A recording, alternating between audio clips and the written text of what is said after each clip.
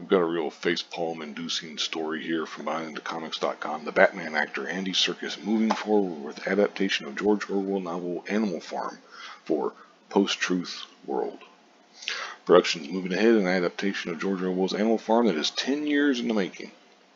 Andy Serkis is behind the project, which has been on hold for so long as his career was taken off. Now that he has the time, cinema's grittiest Alfred wants to put a spin on the 20th century tale that befits our times. That's close to how he described the idea of the total film.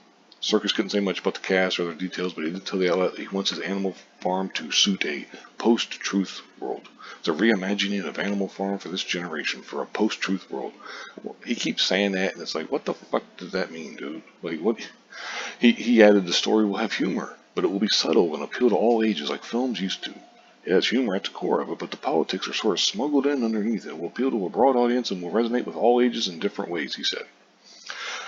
He said the filmmaker also said this is meant to be a very contemporaneous version that has the blessing of the Orwell estate. I don't know about that, but being subtle and humorous with Animal Farm's message is additionally a curious approach. The book was a stark critique of Stalin and Soviet communism, similar thematically to Orwell's other famous story, 1984. In Animal Farm, livestock rises up against its human oppressors, only for their utopia to fall apart when the brute pig Napoleon takes over and acts like the farmer. How are you going to have a lot of humor with that? And then they go on and talk about he's made great strides behind the camera since his directorial debut in 2017, Breathe, with the mixed receptions, blah, blah, whatever. If you haven't read Animal Farm, I would highly recommend it. It's a really good book. I remember reading it in high school, or actually middle school first. It's really good. It's not a very long book. I think it's only like 150 pages or thereabouts. But it's well written. I like it. It's very interesting. It's basically about these the article here says it's about these farm animals that rise up against their human oppressors, and then they want to create their own farm, their own community or whatever. And then the problems therein, as basically certain people, certain animals try to take over, try to do things their way, to live like the elite or whatever you want to call them.